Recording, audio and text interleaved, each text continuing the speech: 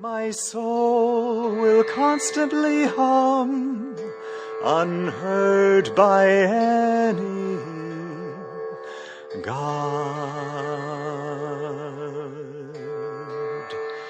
God, God.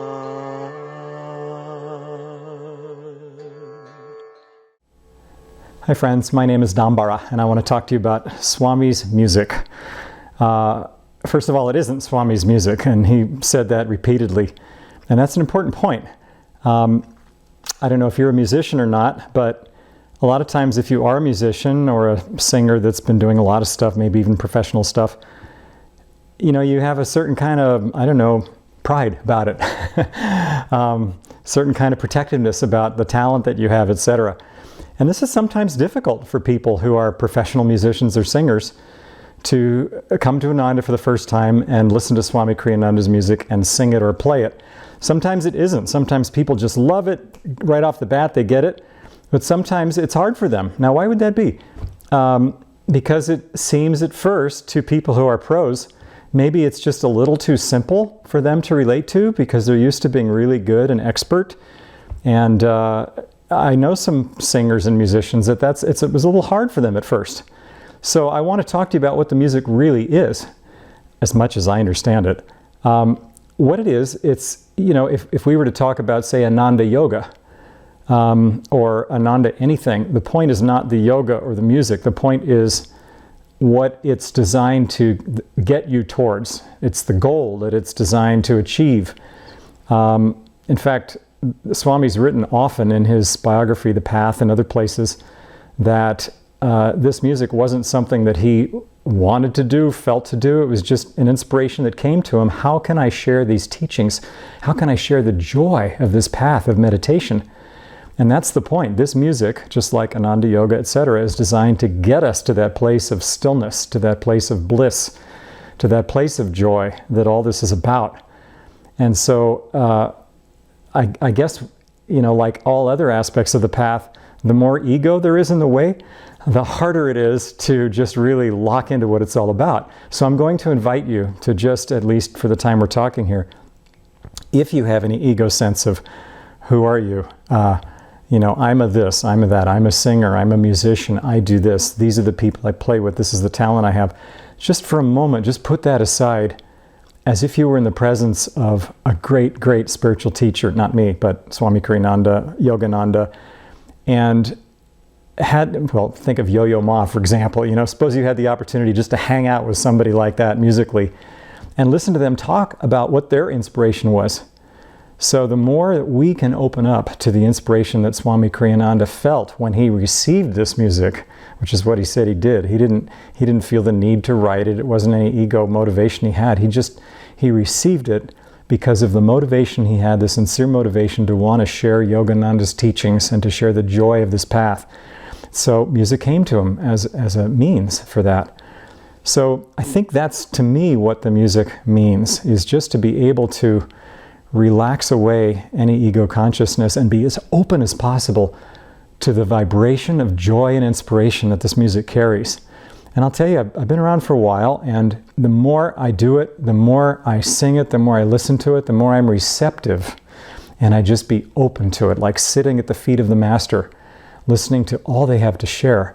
It's stunning. It's amazing. People who've sung this music for a while, they know what an incredible blessing it is, because not only is it fun, it's great music, it's fun to sing with the choir, it's just great, you know, satsang, great fellowship, great sharing the spiritual vibration. And that's the point, that being in this vibration, sharing this vibration, absorbing it, filling yourself with it, whether it's playing it instrumentally or whether it's singing it or just listening to it, it fills you with literally the vibration of and the consciousness of bliss, of joy, to the point when I found often that when I have a spiritual question in my mind, or when I'm puzzled about something, or when I'm trying to work on something or figure something out, or struggling with something, or whatever it may be, the phrase of a song will come through that has the teaching in it, that's just the answer I was looking for. Or I'll wake up in the morning with a phrase going through my head, or just walking along or hiking or whatever it may be. Music will just float through my mind, and it's not an accident. It's not like music. It's a God-given whisper of inspiration that's always there. And so I can't tell you how personally I just am so grateful for the blessings that I want to say this path, which makes it sound, like, oh, this is better than others. No, that's not my point. My point is that whenever we feel true inspiration, gratitude is part of that equation. It's like any relationship, for all that you're given, to be able to give back in return. And what I hope to give back is just some of the sense of joy, gratitude, appreciation that all of this has represented for me, and that I hope it can for you too. I'll share a few stories that come to mind about some early days at Ananda when I first came. Swami Kriyananda was there at the time. They, I guess, had just learned the oratorio, which is a body of music that Swami wrote, inspired by a visit to the Holy Land, but he wanted to share the experience of Christ and Christ's life. So it was new to me as well.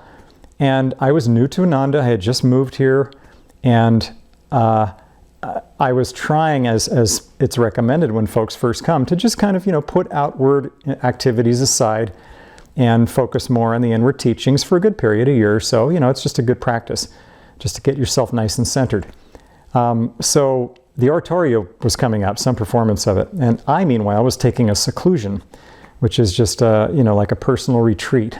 Just you and God with whatever inspiration you want to take with you. So at one point there was some kind of event, and Swami Kriyananda asked me, "So are you going to sing the oratorio?" And I said, "Oh no, sir, I don't think so." And it was for some good reason, like, I don't think I'm ready, I'm too new, I'm going to be in seclusion, I'm not supposed to be involved in outward things. But fortunately I had the sense enough shortly after to realize, what am I thinking? This is like, amazing music, and it's an opportunity to learn it. So I spent that seclusion just learning the oratorio music, reading all the sheet music and listening to recordings, I think, maybe parts. And I'm really glad I did, because I don't know, whatever I would have been trying to achieve in seclusion on my own, trying to meditate, trying to read inspiring things, the music was that. And so just to be able to learn that, to sing it, to absorb myself in it, that was the best seclusion I could have taken. And it was pure joy, singing with the choir. It was not an outwardly pulling thing. It was, what's the point? Like I said, the point is to bring you inward. And so that did that. Another memory that comes to mind is one time singing in a choir. I had some ego. I thought I was a pretty good singer. And so I'm singing up there in the choir, and Swami's in the audience. And, it's a rehearsal, so it's not a big public thing. But he... at one moment, when there was a pause, he just kind of looked at me and he said, "Dambara, the singing sounds a little woolly." I had a lot of fun thinking about that afterwards. Woolly? What does that mean? But I've come to think that what it means is, woolly is something that kind of stands out a little bit. It sort of sticks out from the fabric, And so if I were to say, did I stick out a little bit? Yeah, I probably did. I was probably thinking of myself, instead of thinking of, first of all, the rest of the singers, let alone the inspiration that was trying to come through. And that was a very valuable lesson. This may sound like duh, but at the time, to me, it was kind of a new, revelation. Oh, get somewhere larger than just your own, self-perception. And in another way like that, I remember the first time that Jeannie Shantz did an exercise where she had us listen to another section while they were singing, and just tune into their section. In this case, it was the altos. Well, sorry to say, this was the first time I was really aware that there was another section there singing, not just my own section, Sorry, we're a little dense sometimes, but I was like that for a long time. So we always appreciate the first time that we tune into these things. So the more is the point, the more we open the horizons of our awareness and realize that we're just a part of a larger picture. For me, it was getting beyond myself, beyond my section, to the larger choir, and being able to appreciate that, lo, there were other parts singing that were just as valid as my own. And to be able to tune into them and appreciate them, well, you can see the analogy here, but this is the whole spiritual path, just beginning to expand our awareness to realize that we are part of a larger picture.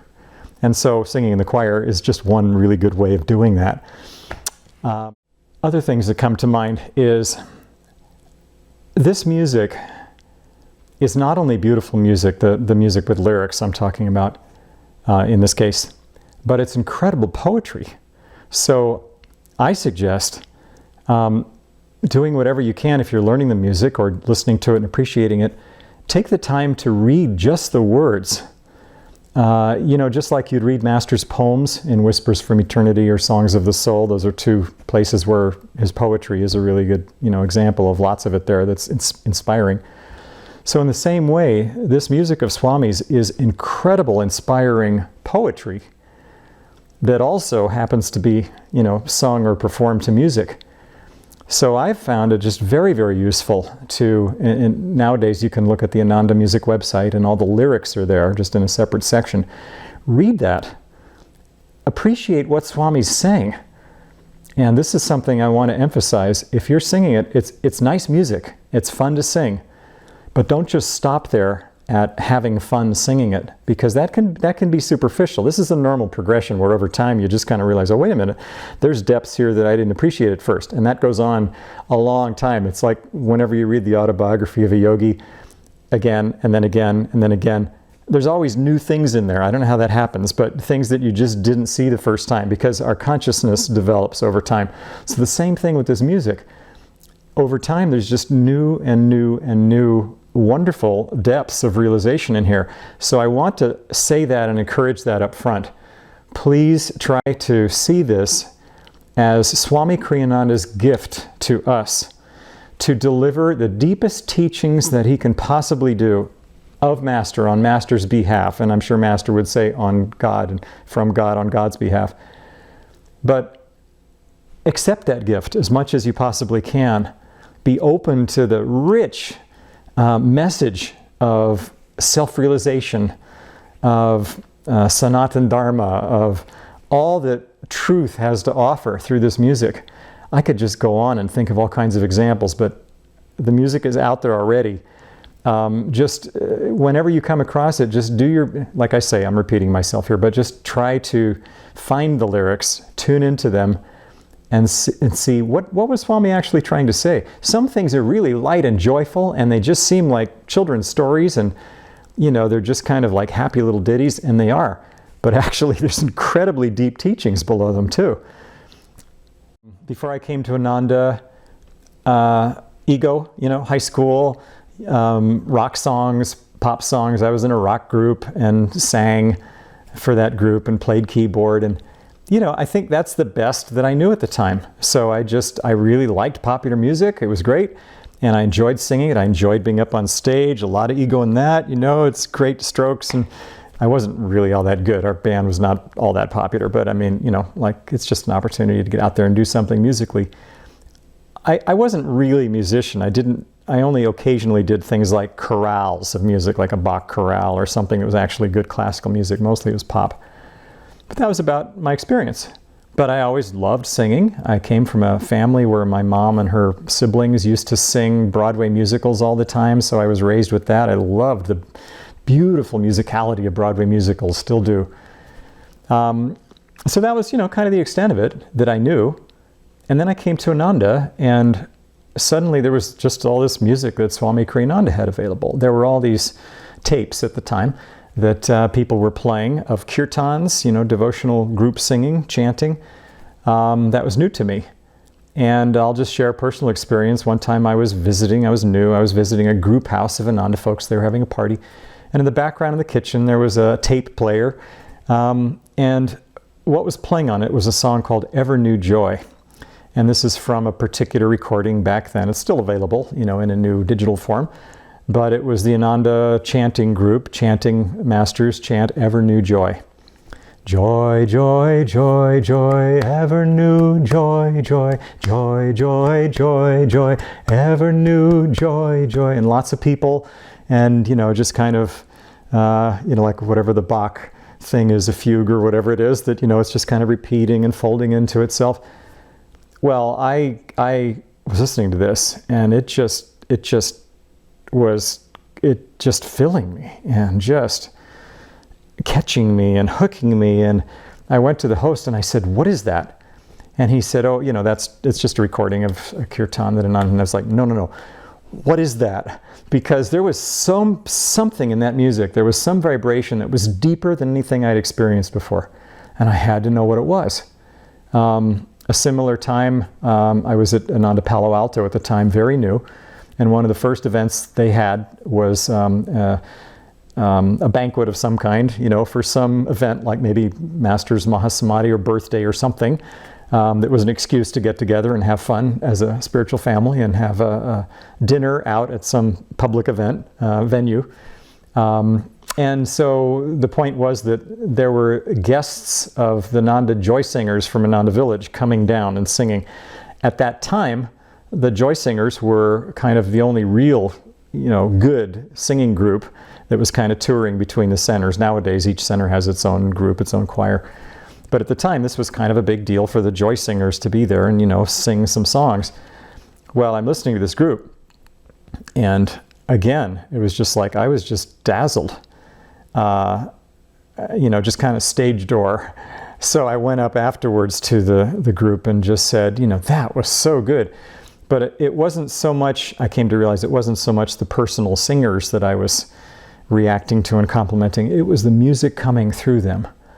And boy, did it affect me in just a positive way. I just wanted to know more. And so I think that's the other thing I would want to say here is not only is this music that can just enrich us and benefit us and fill us to overflowing, but it's an opportunity to share these teachings and share this joy with others. You go to anybody that's in the choir and ask them, what's it like singing this music? And I'm sure there'll be a big smile on their face from all the joy that there is. Not only just having fun singing together with other like-minded souls, but just sharing the vibration of joy with other people. I mean, what is there that's more worthwhile? So it's a two-way street. The benefits that we get from meditating, from sharing satsang, good fellowship with other like-minded souls and truth seekers, and from singing and performing the blessing of this music that, through Swami Kriyananda, from Master, from God, whatever. Just being able to do it, being able to absorb it, and then being able to give it and share it with others. This world is in such need of uplifting vibration. And I can't think of anything that can offer it as much as this. And even as I say this, I'm telling myself all over again, you ought to share this more, I've been telling myself this for years and years, and I do it whenever I can through Ananda events and stuff, but in the back of my mind, it's like, you ought to get out there and share this music more with people, not because you ought to, because it's an ego thing, but because people need it. So, I just want to offer a debt of gratitude, not only, of course, to Swami Kriyananda, but to all the incredible Ananda people, souls, devotees, great, wonderful people that I've met, humble, and just doing their best, to be who they are. I talk about letting go of the ego and all that stuff. Ego's not the enemy. It's just, think of it as a booster rocket. It's useful to get us to a certain place, to get us beyond the heavy atmosphere that the world with all its distractions can offer. At a certain point, you have to say, I want this. I want to learn about something that's meaningful and lasting and real and deep, and that, I've seen other people that represent this kind of inspiration and vibration. I want to know more. That's ego, I want, but it's a good thing. It gets us to a certain place. And then just like a heavy booster rocket, at a certain point, beyond the atmosphere, it's heavy weight that begins to drag us backwards. So we have to let it go. So it's the same thing that when we talk about the ego and letting go of the ego and overcoming the ego, it's only when it's to the point where it begins to pull us down from where we're trying to soar. Ego that helps us learn who we are is a good thing. When we're trying to get beyond our own self-identity and expand, just like we were saying before, expand and have a larger self-identity, a cosmic self-identity, then at that point we don't want thoughts of I, me. So I see so many people that represent that kind of consciousness, that kind of aspiration. And Swami said, don't define yourself by your past, your present, define yourself by what you aspire to be. So the people around me that I get to see living this life and singing this music, performing this music, are such inspirations of that kind of aspiration. So I want to say that to you too, that if what you see around you, if what you hear around you inspires you, just dive in. Hang around with people that are like-minded. Hang around the choir. If you can hold a pitch, it's a good thing. Talk to the choir director and say, I'm inspired by this music. How can I learn more about it? How can I sing it?